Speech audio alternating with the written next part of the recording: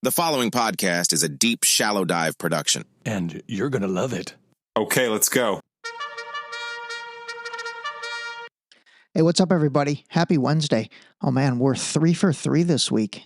Let's see if I can do a 5 for 5 week for the first week of January 2025.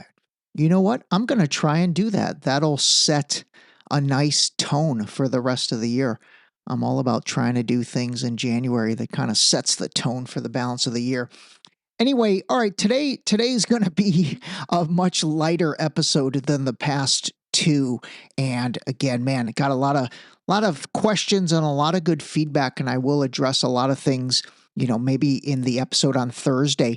I am recording two great and super, super interesting guests that will air here soon. Maybe I'll put one out on Friday and put one out on Monday of next week. And, overall, again, if you didn't get a chance to listen to Monday and Tuesday's episodes, I'd highly recommend you do, because they kind of give a little bit of a deep dive into, the two big events so far in 2025 in terms of, what's going on politically or geopolitically or whatever you want to call it. And that is obviously the tragedy in New Orleans and then the Cybertruck explosion in Las Vegas. So if you didn't get a chance to listen to those two, definitely recommend you do. What I wanted to do today is just start off with just, talking about a few things, and I'm going to really brush over these, but I want to mention them so they're happening in case you've missed it. First of all, on Monday, Canadian Prime Minister Justin Trudeau announced he was resigning, basically stepping down from the top job of Canada's ruling Liberal Party until a new party leader is chosen. And then, it was a little unclear whether he was stepping down as Prime Minister. Some articles would mention that along with it. Now, obviously, I think he has to step down as Canada's Prime Minister, but maybe that doesn't happen until they pick a new party leader, and then I'm assuming there has to be an election between his Liberal Party and then the Conservative Party, which is led by this guy Pierre Poilievre. Anyway, all I wanted to say on this is, if you've listened to the podcast over the past year, I do not think Justin Trudeau is a good guy. I just don't. So, I think him stepping down is a positive. It is interesting, though, that it's happening. And more interesting was that he announced it on Monday, which was the same day Trump was basically confirmed, ironically, by Kamala Harris, in terms of certifying the election and all of that. That was awkward. I'm not going to play the clip, but man, you've got Kamala Harris having to certify Trump's win. That definitely was a little bit awkward. But anyway, I don't know. I mean, it's probably honestly nothing in terms of timing of him, making that announcement on the same day of Trump's, election certification. But I don't know. Maybe he was kind of trying to steal Trump's thunder that day with one last FU, because I don't think those guys obviously get along at all. So anyway, Justin Trudeau's out. Like I said, dude's not good. So I think that's good. Let's see what happens. The next thing, I talked a little bit about this, but you are hearing a little more about this bird flu, H5N1 they call it. Like I said, I do not think this is anything to really concern about. And like I said yesterday, I don't think there's any chance people will basically go back to anything remotely like wearing masks mandatory, 6 feet, all of those restrictions that took place in COVID. I just don't think they can push that on people anymore. Definitely not in America, for sure. So anyway, in terms of bird flu, I don't think that's anything to necessarily worry about. The other thing I'm just going to bring up is that this was another it wasn't really talked about much, but Trump came out on Monday, and this is like a developing story. I want to read this to you because it kind of plays into, I guess, a bigger picture thing I'm really trying to think through. But I really didn't like it, off the I guess my gut reaction wasn't good. And basically, Trump came out and said that he wants to put his entire legislative agenda into a single massive bill. Okay, let me read this to you from CNN. It says the sprawling package includes new immigration laws, energy policies, and a tax overhaul, along with an increase in the national debt limit and spending cuts to federal programs. Republicans are looking to pass the bill using the budget process known on Capitol Hill as reconciliation, which allows bills to be approved by a simple majority or 51 votes in the Senate. Reconciliation is something I've never really heard about, and we've never really talked about. We've talked about these omnibus spending bills, which are these massive, 3,000 page spending bills.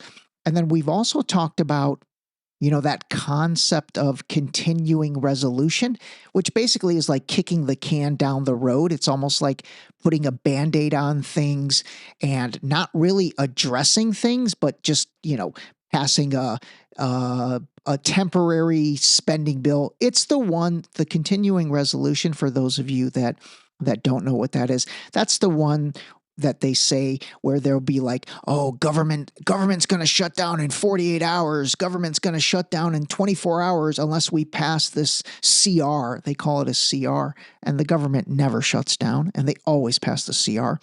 But anyway, I did want to bring this up because, man, I don't like this. I really don't. I don't like a giant, massive bill with your entire legislative agenda.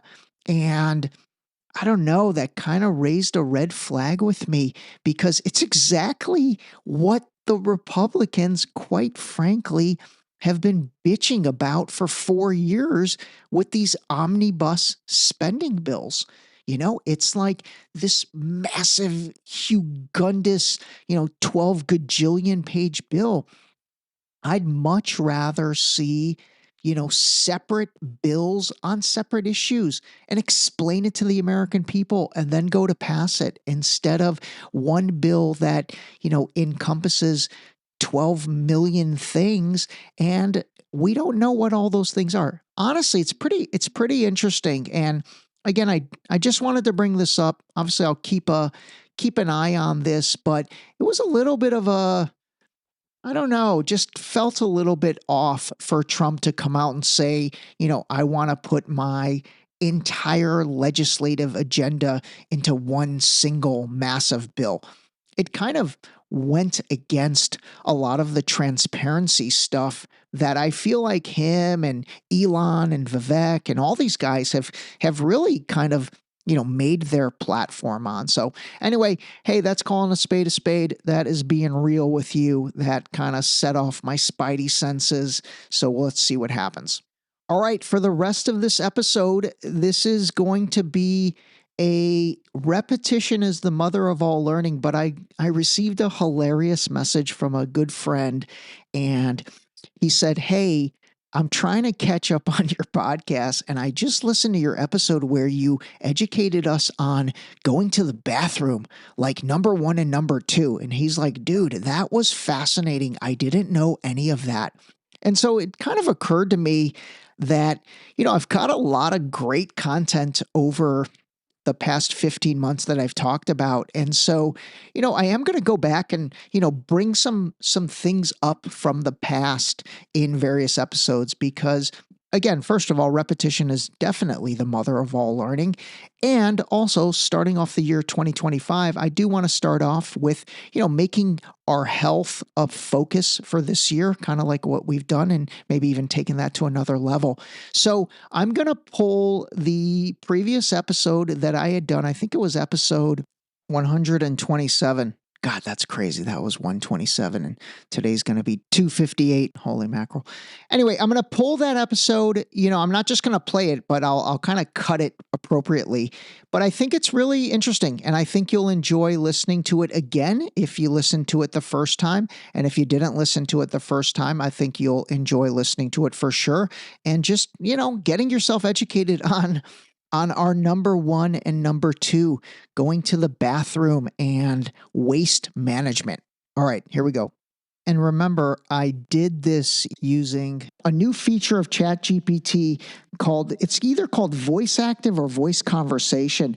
But basically, if you have ChatGPT, especially on your mobile phone, because for some reason it's not on all the web browsers, there is a little headphones icon that's going to be at the bottom right of the chat box.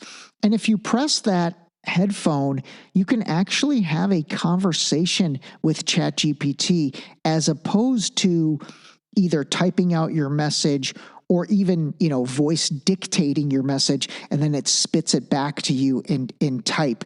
And this thing is really cool. So this is going to be funny. Let's see how this turns out. But I thought instead of doing all the research on explaining our number one and number two, going urine and going to the bathroom, instead of trying to explain that through, clips and segments, let's see if I can have a conversation with ChatGPT about that, and let's see if we can get some value. So what I'm going to do is I'm recording through my iPad, and then I'm having the conversation through my iPhone. So let's see how this works. Hey, ChatGPT, how are you? I'm doing great. Thanks for asking. How about you? I'm good. Hey, listen, I want to talk about something, and then if it's okay, I'm going to record it and then put it on my podcast. First of all, I'd love to introduce people to this feature where basically it's like you and I having a conversation, and I'm not really typing my questions, but I'm talking it. Is that okay? Absolutely. That sounds like a great idea for your podcast. Feel free to share about our voice conversation feature. What would you like to discuss or know more about? Well, this is part of my Deep Shallow Dive Health segment, and what I wanted to talk about was really trying to help people understand what their number one and number two means, meaning that like when you go to the bathroom and you, for example, urinate, which a lot of people call number one, I want to help people understand what the color could mean and what the smell and odor of your urine could mean so they can basically have a handle on their health. So can you explain that in terms of the color of urine and then also what the smells could signify? Absolutely. Discussing what urine color and smell can indicate about health is really insightful. Let's start with the color of urine. Now, about the smells, urine usually has a slight odor that's not too strong. However, if you notice a very strong, pungent smell, it might be a sign of dehydration or an indication of something in the diet. Certain foods like asparagus can cause a strong odor. However, a very unpleasant odor could also be a sign of an infection, like a urinary tract infection, UTI. If urine is consistently foamy or fizzy, it could indicate excess protein in the diet or a kidney problem. Always keep in mind, though, these are general guidelines. Any persistent changes or concerns should definitely be discussed with a healthcare provider. Is there a specific aspect of this you'd like to delve deeper into for your podcast?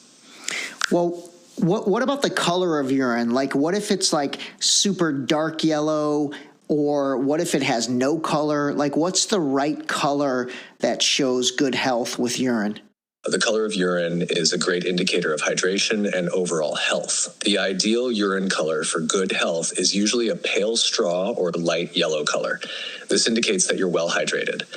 If urine is clear or has no color, it often means that you're drinking a lot of water, possibly even overhydrating. While staying hydrated is important, too much water can dilute essential electrolytes in your body. On the other hand, if urine is consistently dark yellow, it usually suggests dehydration. The body is conserving water, so the urine becomes more concentrated. It's a sign to increase water intake. There are also other colors to be aware of. For example, orange urine can sometimes be caused by certain medications or foods, but it could also indicate a liver or bile duct condition. Red or pink urine could be from certain foods like beets, or it might signal blood in the urine, which requires medical attention.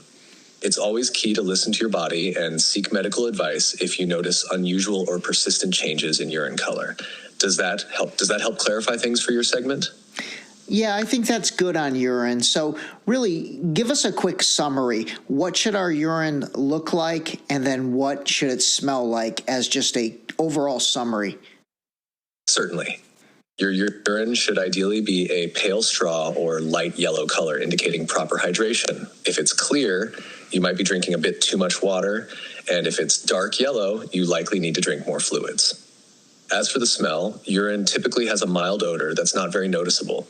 A strong odor could be a sign of dehydration or might indicate something in your diet. However, if the urine has a persistent or very unpleasant smell, it could suggest a health issue like a urinary tract infection. So in summary, aim for light yellow urine and a mild, not too strong odor for good health. If you notice any persistent changes in color or smell, it's a good idea to consult with a healthcare provider. Okay, that's great. Now let's move on to feces. I mean, a lot of people call it number 2 as a joke toward going poo-poo, but let's talk about that. Let's talk about going poo-poo, number 2, feces, whatever you want to call it. And can you explain to us, I guess the various ways your feces can look and then what that means? Absolutely. Discussing feces is just as important for understanding health. The appearance of feces can vary greatly and can tell you a lot about your digestive health. Firstly, the color. Brown is the most common color for feces and is considered healthy. This color comes from bile, which is produced in the liver. If feces are green, it might mean that food is moving through the intestines too quickly, like with diarrhea, or it could be due to eating lots of green vegetables or foods with green coloring. Black or very dark feces could indicate bleeding in the upper gastrointestinal tract, while red could indicate bleeding in the lower tract, though it could also come from eating beets or red-colored food. The texture also matters. Normal feces should be soft and easy to pass, typically shaped like a sausage or snake. Hard and lumpy stools can indicate constipation, while watery or liquid stools suggest diarrhea. If stools are pencil thin, it might be wise to consult a doctor, as it could indicate an obstruction or mass in the colon. Regarding smell, feces will never smell pleasant, but shouldn't be overwhelmingly bad. A particularly foul odor can be a sign of a gastrointestinal infection, or could result from a diet very high in meat or other proteins. It's important to monitor changes in your bowel movements and consult with a healthcare provider if you notice persistent changes in color, texture, or smell. Changes in bowel habits can provide valuable insights into your health. Do you have any specific aspect you'd like to explore further for your podcast? Overall, how long, for example, if I have a steak, how long does it take for that steak to get through my system and I basically go to the bathroom?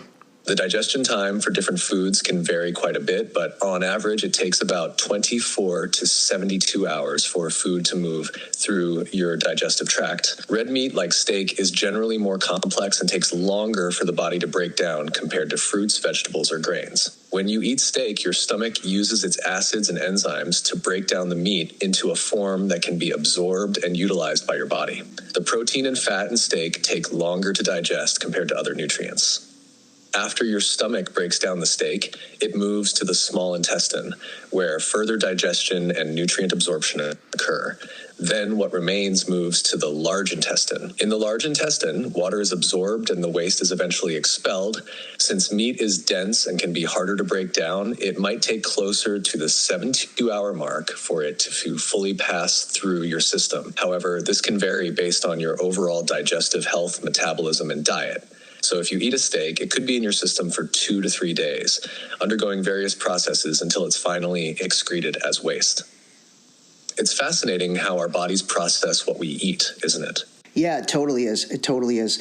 Okay, so in summary, when it comes to feces, then really just give us a summary of what healthy feces looks like and then what healthy feces should smell like, so people can start looking in the toilet every time they go to the bathroom, which I do that. I know that's crazy, but I do. Absolutely. It's a good practice to be observant. Healthy feces typically are medium to light brown, have a soft and smooth consistency, and are relatively easy to pass.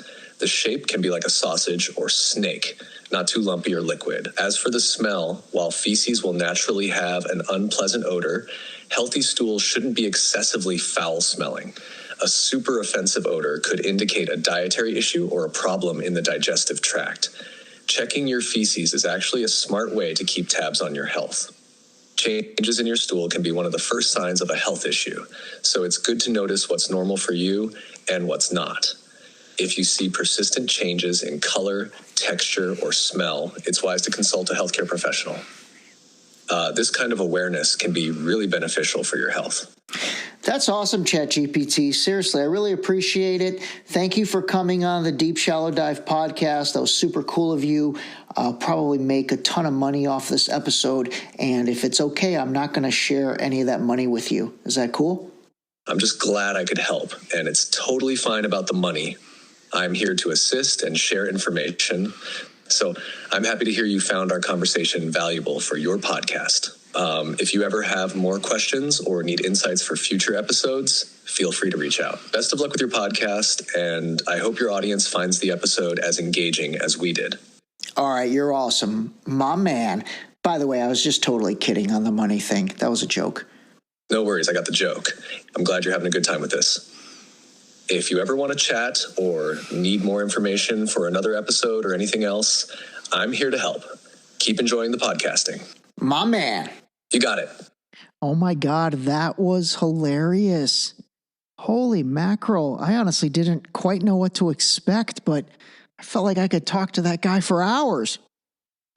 That was funny, actually. That was really funny, and that was really well done. I found it incredibly interesting how he even was so conversational that, you know, they've programmed or developed the AI to, like, you know, he said a couple times, and, you know, obviously I made the money joke, and, you know, he didn't realize it was a joke, but then when I told him it was a joke, he reacted properly to that. That was pretty interesting. And hopefully informative in terms of our bathroom habits. Anyway, I had been wanting to do the bathroom episode for a while, so hopefully that was a creative and informative way to accomplish that also wasn't like crazy disgusting. So hopefully we did it. Anyway, that was interesting. Man, I might have to bring ChatGPT back on a couple other things. I actually enjoyed that. That was funny. All right, everybody, that is it. And some more stuff coming later this week. Call a spade, and I wish you the best. I truly do, especially when it comes to your health. That was a great way to end it. This episode was brought to you by the new book, Deep Shallow Dive Into You, available now on Amazon and Barnes & Noble in hardcover and paperback. Don't forget to sign up for our new mailing list on our website at deepshallowdive.com.